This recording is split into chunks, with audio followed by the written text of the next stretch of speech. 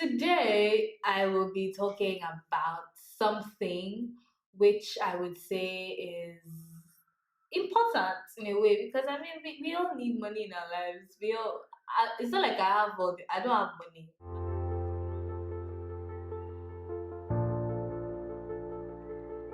One, two, three, four. Hey, ladies and gentlemen, Hinafudi's thing right here. You see this thing? It's called dollard. Not dollard. like, not dollard like dollard. You get? It's like dollar. I just added D at the back because I'm trying to be funny and I watched so much Jennifer's Diary. But anyways, everybody, welcome to my channel. My name is Adora. If this is your first time here, you're very welcome. Please make sure that you like and share and subscribe and everything. In this video, I mean, as this implies, I mean, you get me. I'll be teaching you how to, well, not teaching you because I don't have money. I just said, let me put thread.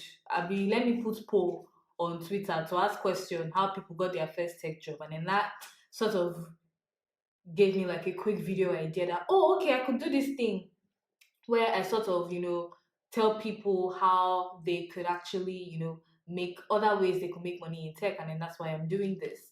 So based on that, I'll be doing like a short video, teaching, telling people like ways to make money in tech, other ways that you can make money in tech. And I really hope you like this video. Like I really hope you enjoy it, and I really hope that you learn something from it and it adds some sort of value to you. And on that note, let's get right into the video. I would have done making rain, but you can see it's $1. We don't have money like that, so I can't be making $1 rain.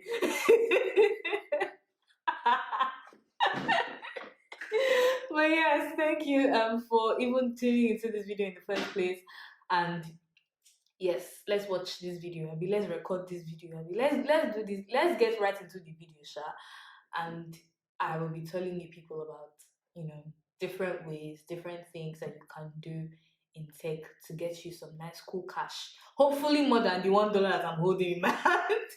It's like $1 in maybe 16 places, but hopefully by the grace of God, the one will be like $100 in 1,000 places. Yeah, let's get right into the video. I've said a lot of things already. It seems like it's pretty obvious gist, right?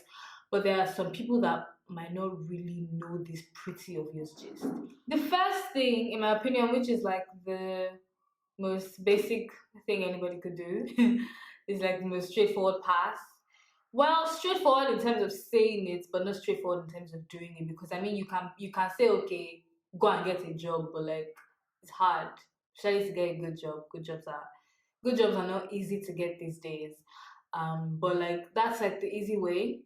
Get a job at a company that pays well, be a full-time employee there and enjoy your salary plus other benefits that come with it. Another another obvious option is to stay a freelancer and have that like different projects come your way, and then you get to like get money from these different projects, and then maybe based on your experience, based on your skill, based on your reputation to an extent, you get to charge some fee depending on what you think the project is worth, and that's like a way to make money as well. um Another thing I would say is blogging or writing or whatever you choose to call it. That's a way to make some money off of with your software dev or tech experience or knowledge or skill. That's another way to get some nice cool cash in the bag as well. Just being somebody that writes alongside, like it might not be something that you do full time. I mean, you could have your paid job, you could have your paid job, you could be a freelancer, you could be anything else you want to be, you could be a student, anything, and then you could still be writing, for some people on the side and then getting paid for it. That's another way. Another way is in your current job, I don't know, ask for a raise. Ask them to pay you more money. Well, I don't know. I don't know what the dynamics are in your current in your office or your job or your business or whatever, but you could. I mean, I don't know, but asking for a raise doesn't really seem like a bad idea. But nobody's just gonna want to pay you to do what you currently do. So there has to be some kind of value that you're adding, something that you're bringing to the table that would make, people want to pay attention to you, want to notice you, possibly want to promote you, and then give you like a big ass check with that. Another thing is to produce content, premium content that people would want to pay for. It could be in terms of like interview, what are these things called? Interview tutorial, interview preparation, all these videos that people do. It could be a book, it could be some tutorial videos as well. Maybe not in that whole interview space, but like tutorial videos as well. It could, what else? What else could it be? Well, sure, providing premium content to people that need it and are willing to pay for it is another way to get like some cool cash, from all this software engineering thing that we do. Basically content that could add value to people, something that people would want to look at and pay for because it's if it's really important to someone and they really need it, I mean they would want to pay for it. So that's another way, provide content to people that will be willing to pay for. Also, another thing is training, teaching, whatever you would want to call it. You can be a technical trainer or a teacher, maybe during the weekends in some school or whatever it is that in some school or whatever it is that is trying to like groom newbie coders or something like that. So you could be a teacher or a trainer or an instructor, whatever they call it these days. But that's like another way to, get some money, some extra cash from this coding thing. So if you have like your day job and then you're done with this, or you might not even have a day job, but this is even what you do full time. But this is like another thing that people could actually do to make tech money.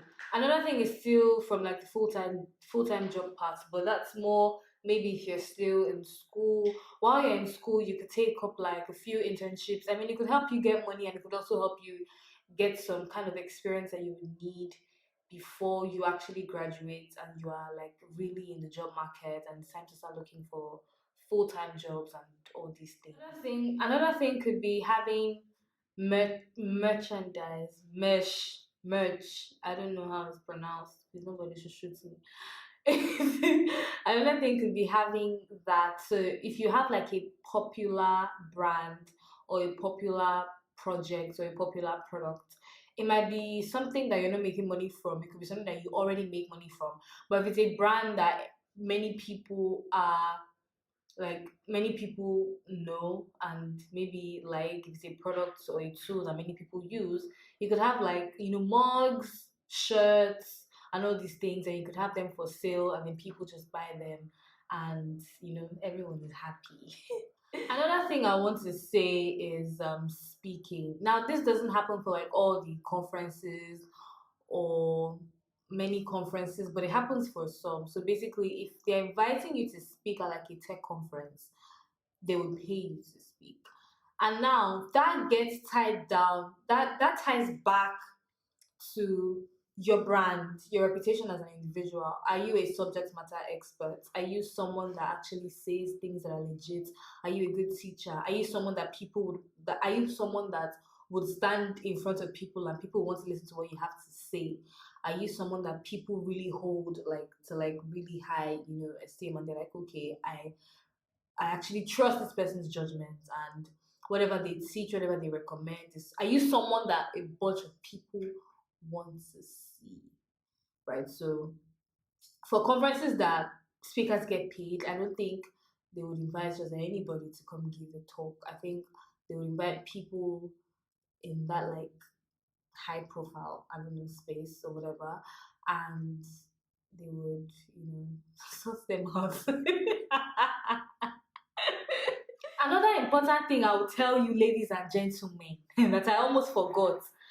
As a freelancer, you have to be careful the kind of clients that you get, because there's some people that is all promise. That the documents that they always like when they want to build when they have like a product they want to build, they have an idea, they need freelancers. The requirements when you open the documents is always like 20 pages or even more, and then when it's time to pay, one story will start entering it or the other. So my people, let me tell you, if you are a freelancer, I would advise you to not wait till like maybe the end of, or depending on whatever relationship you have with this person, but I won't really advise you to like wait till the end of the project before you say okay you want to collect your money. You can have an agreement with this person and they pay you monthly till the project is done, right? You could have an agreement that they pay you weekly, or you could be like, oh okay, you pay me 60% now, you pay me 40% at the end, or something. And there should also be a written document to back all these things up, because see, I'm even going to stop there. Another thing I would want to say is you could also do the whole consulting thing, right? Consult for businesses, consult for brands, where you people, like you consult for businesses, you consult for brands, you basically, give them insights, give them advice, and then they pay you for your time, and then they pay you for the knowledge. There's that. And there's also, I don't know if I should call this consulting, but there's also like consulting for people, right? Having these one-on-one sessions with people, that it's sort of like mentoring, but it's like paid mentoring, in a way. Having these one-on-one sessions with people where they pay you and then you sort of, help them, guide them into their tech journey, into their learning, or even their like career journey or whatever it is. I think I have said some that I can say. So I've talked about, writing, I've talked about having an actual job, I've talked about being a freelancer, I've talked about creating premium content that a bunch of people want to pay for. I've talked about teaching, I've talked about speaking, I've talked about building a brand so that you are maybe somebody that a bunch of people want to invite someone somewhere and they actually pay to have you there. And on that note, I think this is like a quick summary of all the things that I've talked about. So this brings me to the end of this video. If you know other ways that people can make money from this whole tech life, please put them in the comment section, or you could send me a DM on Twitter. Um, Thank you so much for watching this video to the end. If you liked it, please make sure that you give it a thumbs up and subscribe. The button is here, and I will see you in my next video. Bye.